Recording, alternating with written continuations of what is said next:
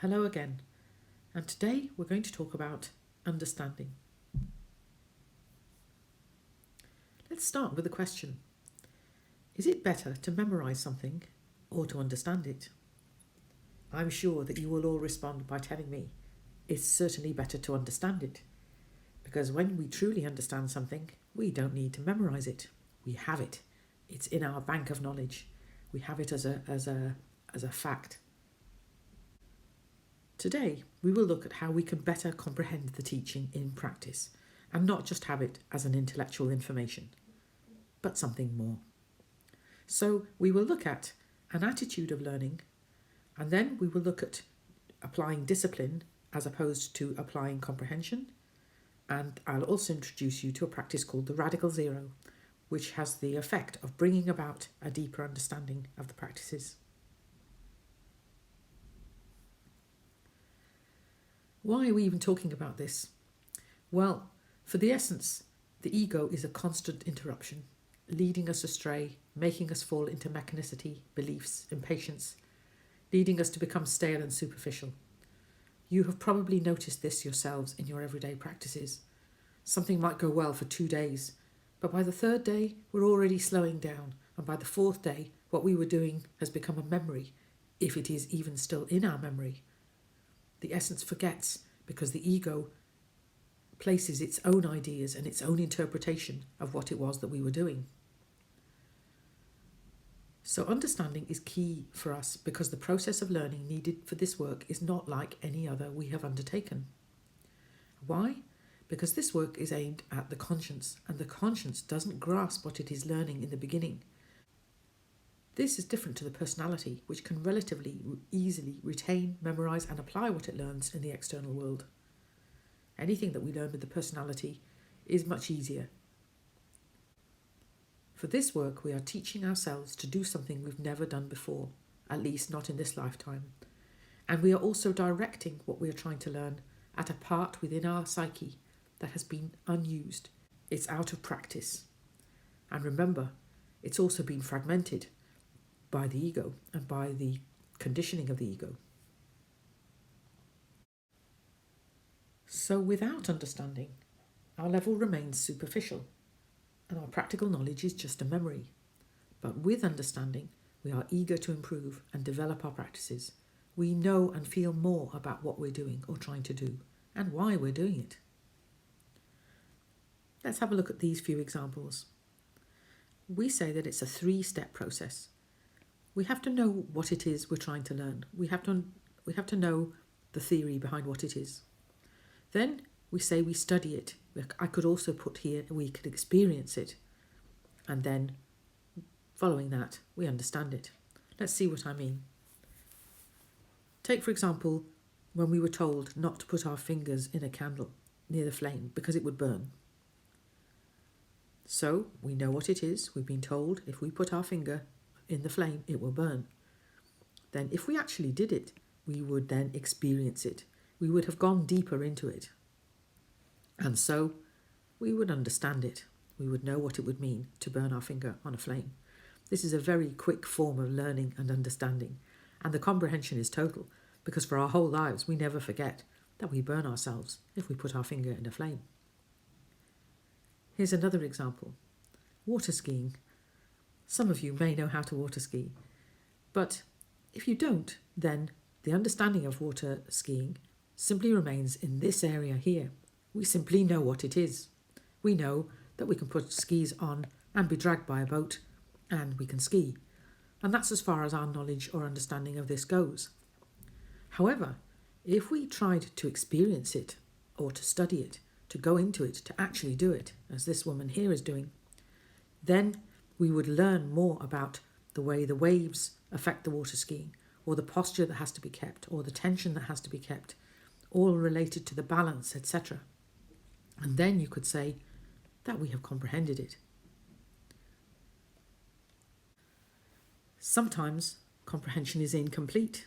We can say, in this book, for example, we've read the book and we've studied it, we've looked into it. But if the ideas have just remained superficially in our minds, we couldn't say that we've understood it, because the understanding has to come from our own direct experience. So here we could say that we've only just really known what it is. We may then find ourselves regurgitating what we've learned at our own understanding. But has it been our own understanding?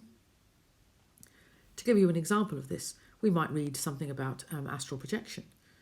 And so then we could say we know what it is. But until we've experienced it and gone into it in some detail, we couldn't say that we understand it. And now this applies then, of course, to our own inner work. We have to know what it is we're doing. We have to know what practices we are attempting. And then we have to go into these practices a little bit more, experience them, really get into them in the same way as we put our finger in a flame. And then you could say that we have a level of understanding. We maybe know more. The study of ourselves is so difficult though, because for all of our lives, we have only really applied study to the external world, to things in the external world, to activities or to theories. Now we are looking for real comprehension of what is going on within us. So it's a study that's directed inwards and requires us to look at the practices from this 3-step point of view. We know what the practices are, we need to experience them, study them, and then we can say we have a level of understanding. Let's look at a few other aspects related to understanding. Understanding versus memory, for example. In fundamental education, Samael Anvior says, to understand is something immediate, direct, something we live intensely, something that we experience profoundly, and which inevitably is transformed into intimate means of conscious action. To remember or to recall is something dead. It belongs to the past, and unfortunately, it becomes an ideal, a motto, an idea that we want to imitate mechanically and follow unconsciously. This often is the way that applies to when we study a book or an idea. We simply keep it in the memory and we don't bring it to that next stage, which is the understanding.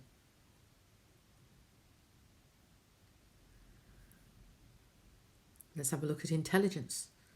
Intelligence is activated as part of one of the qualities of the essence, using conscious attention. Here we can say then that the truth is not a matter of accepting or rejecting, but to experience it, to live it, and to understand it. Understanding overrides accepting or rejecting something because we simply know. We have a tendency in the external world and in the internal world to memorize and imitate. But we need to bring this deeper. We need to understand for ourselves. If we direct our study towards the essence, then we can learn because we activate that faculty, that intelligence of the essence. Applying rote learning or simply memorizing facts does not bring about understanding, and it does not use the faculty of intelligence. If you think back to school, you might see that the best teachers, the ones that you liked the most, were the ones who allowed us to learn for ourselves. I said this in the example of for myself, having 2 teachers, one who would simply dictate notes, but the other one who would bring real examples into the classroom and allow us to look, feel and touch for ourselves. She was the one that captured our imaginations. The other one simply made us resent and resist going to her lessons. So we need then to look at an attitude of learning. The first thing for us to take into account is that learning is infinite. We might have some practices here and we get some good experiences, but we should never suddenly stop and think, now we know it all. We've reached to the point where we understand everything. It's simply not the case. That arrow extends upwards. Learning goes on and on. We should never fall into the attitude or the mistake of believing that we know definitively a thing. There is always more to know. The practices that we've been giving you, the willpower and the perception, the relaxation, the concentration, all of those practices, there are many levels to them. We can know more and more about them all the time. We simply have to apply that process of seeking for that understanding, investigating, trying to experience what it is we're trying to learn, and then we'll bring about a deeper level of comprehension. So we need to keep a clear attitude then of wanting to learn, always with fresh eyes, inquiring, we adopt the attitude of an investigator. Seek to go up, seek to see what else we can learn, seek how much more about the practices we can learn. When we have success in this, it will lead to comprehension. But when we think we know, then we stop learning and our understanding then fades. And in fact, it disappears eventually. There's a very interesting image here that I've got of, this is a famous Buddhist tale of a monk who comes to visit his teacher. And the teacher pours the cup of tea, but it overflows all over the cup. And the monk says, "Why are you doing that?" And he said, "Because your mind is like this cup of tea. It is completely full and it has no more room for anything." This is the attitude of learning that we're trying to talk about here. It's to always have that eagerness to seek for more, that space within us to say, well, maybe I don't know and I need to find out more. As soon as we think we know, then we are like this teacup. We are completely full and we have no more room to learn something. Guard against this attitude where we think we know everything or we think we know definitively. Much better and much healthier is to always keep an attitude of wanting to learn, keeping those eyes fresh, investigating. There's a nice story about Plato and Socrates that illustrates this point as well. Plato wanted to be a student of Socrates. Plato had a great many writings and books all of his own at this stage. And when he went to become a student of Socrates, he realised that everything that he'd learned was a hindrance and a barrier to him, everything that he had known or written about in his own books. So he went home and burnt all of his books. This is a symbol of meaning that he was emptying his teacup. He was clearing out all of that knowledge that he had in his mind, and he was making himself accessible. He was making his mind accessible to the teachings that he was going to receive from Socrates.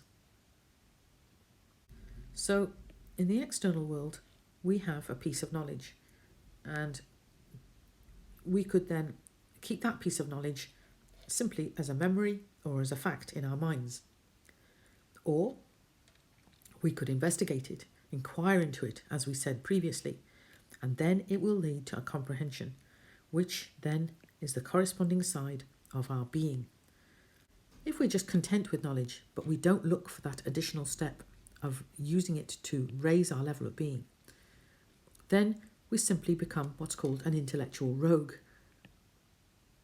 The idea of a stupid saint, really, you could see maybe in the case of a young child. Certainly they have that spiritual aspect and the essence is clearly there. But they have no knowledge, so there in that case, they are ready to get the knowledge. But then when the knowledge doesn't balance the being, it doesn't balance the experiential side of the teaching, then we fall into that state which we said, the intellectual rogue. Being and knowledge must mutually balance for a blaze of understanding to arrive in our minds. So this means we have some information, we have a piece of knowledge, then we need to look into it, experiment, investigate into it, and bring it to that corresponding side of our being. This is where then the comprehension or the understanding takes place. We know something intellectually, but we also know something experientially. This is the way we go up the level of being. We need that information, but then we need to understand it. We need to apply it deeper. Now let's look at discipline and understanding. And I want to start to look at this topic with a story from Aesop's fables called The North Wind and the Sun. And I know it's on the screen, but I'll read it to you anyway. The North Wind and the Sun had a quarrel about which of them was the stronger. While they were disputing with much heat and bluster, a traveller passed along the road wrapped in a cloak. "Let us agree," said the Sun, "that he is the stronger who can strip that traveller of his cloak." "Very well," growled the North Wind, and at once sent a cold, howling blast against the traveller. With the first gust of wind, the ends of the cloak whipped about the traveller's body. But he immediately wrapped it closely around him, and the harder the wind blew, the tighter he held it to him. The North Wind tore angrily at the cloak, but all his efforts were in vain. Then the sun began to shine. At first his beams were gentle, and in the pleasant warmth after the bitter cold of the north wind, the traveller unfastened his cloak and let it hang loosely from his shoulders. The sun's rays grew warmer and warmer. The man took off his cap and mopped his brow. At last he became so heated that he pulled off his cloak and, to escape the blazing sunshine, threw himself down in the welcome shade of a tree by the roadside. Gentleness and kind persuasion win where force and bluster fail. In these classes, we say that understanding overrides discipline. When we understand why we have to do a certain thing, we eagerly do it. Let's have a look at a few examples. For example, giving up smoking. I know quite a few people who didn't want to give up smoking, or who tried and unsuccessfully to give up smoking, but as soon as they were told that their health would be compromised if they didn't give up smoking, and the doctor told them that maybe they only had a few more months to live if they didn't stop smoking, immediately they would give up smoking. Our own experiences in the inner work give us that comprehension, and then we know what it is, rather than being told. So rather than forcing ourselves to do something that we don't understand, we look for the comprehension, because comprehension allows us to act with more purpose and more awareness of what we are doing and why. For example, if I'm thinking all day about a negative thought, or a worry about something I have to do, does it serve me to have those kind of thoughts all day?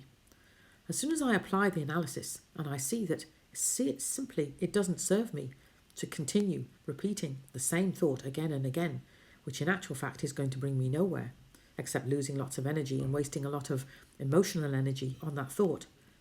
If that analysis is applied and works, then I have the understanding. Then, if we are told that we have to apply the will and perception, and we apply the will and perception in a task, we combine those two features. I'm holding the cup, and I know I'm holding the cup, and suddenly we feel ourselves to be present. We are there. It's a much pleasanter sensation to be present than to be caught up in the mind. So then, that understanding allows us to act with more purpose and more awareness of what we are doing and why. And then, crucially, we willingly comply. We willingly put those practices into effect because the need is comprehended, not forced. We're not doing it simply because someone told us to. We're doing it because of the understanding that it will bring us a benefit. So you can see now that comprehension in the inner work is essential. It gives us strength and motivation in our work. Understanding is a beautiful thing. It allows us to move up the level of being. It allows us to maintain an interest or a love of the work, which is to do with self-development and self-knowledge.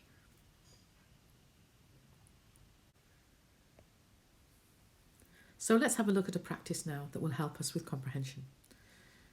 We call this practice the Radical Zero practice. And we have been telling you about the different steps. For example, steps 1 and 2, which are will and perception combined. And when we remember that we're doing those two practices, we reach to that point of self-remembrance. Well, the Radical Zero brings us back to this point, to the point of zero. And at this point, we take the practice from the very beginning. We bring it back to the point when we first encountered it. We look to see what we know and how we can do it better, each time looking deeper into it, as if for the first time, with alert perception and no preconceptions about what the practice is or what we thought it was before. We're looking at it completely fresh again. We're looking at it anew. This technique allows us to solidify our understanding. It helps us to see more and progress more in the inner work. We go back to this practice often because remember, we said at the beginning that the ego has a habit of confusing us and taking away what we're doing, of making our practices mechanized. So this practice overrides that feature. Maybe you've been doing a practice of concentration on an object. And to go back to Radical Zero here, we would simply look again at the questioning and also at the relaxation that we're doing.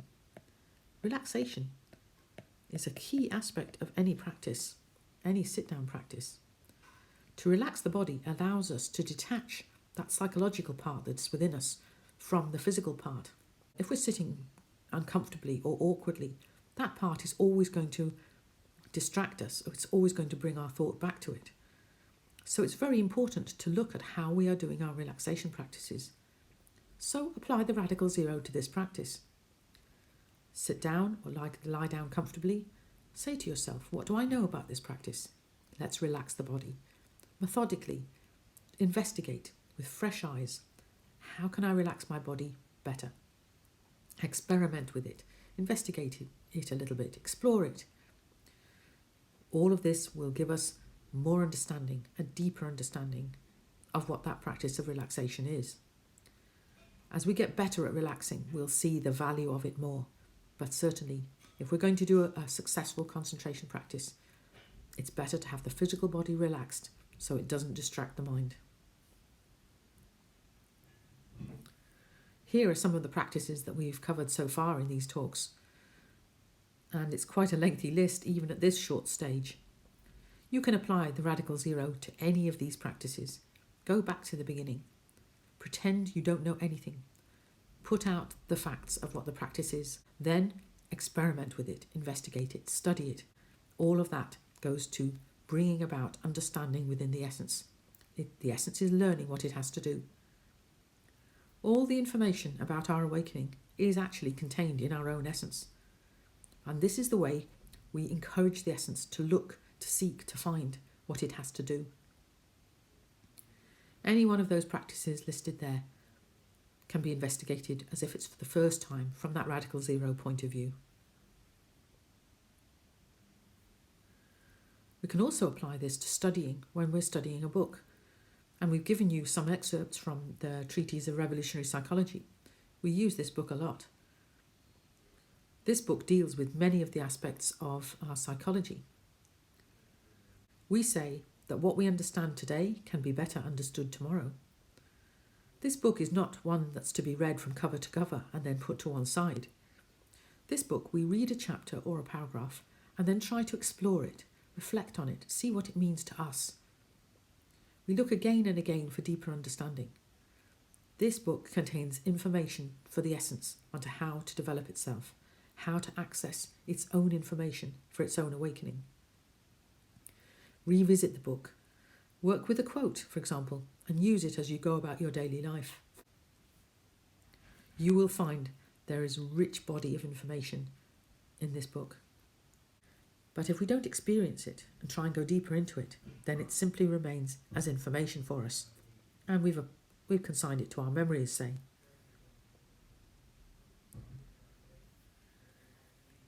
So the homework then is to try to apply the radical zero practice with the will and perception and any other practice.